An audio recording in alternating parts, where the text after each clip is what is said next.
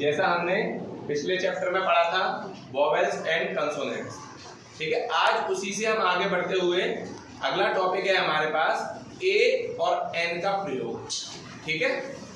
बिल्कुल उसी तरह से जैसा हमने बताया था vowels A E I O U और कंसोनेंट्स बाकी के सारे 21 लेटर्स, ठीक है। तो हमारे पास में ए और एन के प्रयोग में यही रहता है कि ए का प्रयोग जब हम करते हैं, ए का प्रयोग हमेशा कॉन्सोनेंट से पहले होता है और एन का प्रयोग हमेशा वोवेल से पहले होता है। तो आज इसीलिए एक एक्सरसाइज कराई जा रही है जिसमें आप सभी लोग मुझे बताओगे कि एन का प्रयोग किसके साथ में होगा और ए का प्रयोग किसके साथ में होगा, ठीक है। तो आज हम चलेंगे, पूछेंगे। सोबे खड़े हो जाइए आप, चलिए बताइए हेलीकॉप्टर के साथ में किसका प्रयोग होगा, ए या एन? ए। क्या? ए। ए, वेरी गुड। हेलीकॉप्टर के साथ में ए का प्रयोग होगा। एरोप्लेन का प्रयोग किसके साथ में होगा?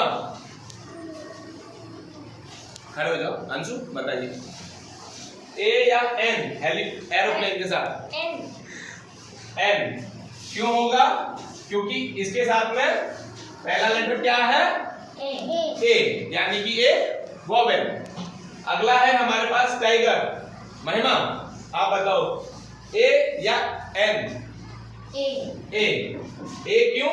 क्योंकि ये एक कॉन्सोनेंट है। अगला बताएंगे सोनम, लॉयन के साथ में किसका प्रयोग होगा, ए या एन? एन। नहीं बेटा, इसके साथ में प्रयोग होगा ए का, क्योंकि एल क्या है, एक कॉन्सोनेंट है, ठीक है। अगला है हमारे पास ईगल। अंशमान, ए का प्रयोग होगा या फिर एन का प्रयोग? N, good. क्योंकि ईगल में ई क्या है, एक वोवेल है, गुड। बॉक्स, बॉक्स के साथ में किसका प्रयोग होगा? सिद्धार्थ बताओ बेटा, बॉक्स में ए या एन? ए। वेरी गुड, क्योंकि ये कॉन्सोनेंट है। आइडिया, आइडिया के साथ में क्या प्रयोग होगा Shivanshi? An. An, very good. Igloo, igloo के साथ में क्या प्रयोग होगा रोहित? ए या फिर एन? एन।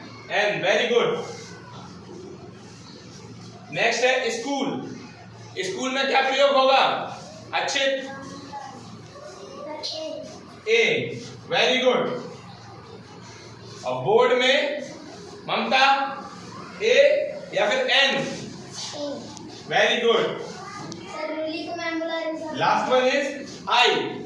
आई के साथ में किसका प्रयोग होगा, ए या फिर an? Sobit an. An, very good. यानी कि हमारा ए के साथ में हम हमेशा कॉन्सोनेंट्स का प्रयोग करते हैं और एन के साथ में हम हमेशा वोवेल्स का प्रयोग करते हैं। तो ये बात सबको समझ आई? Yes sir. गुड।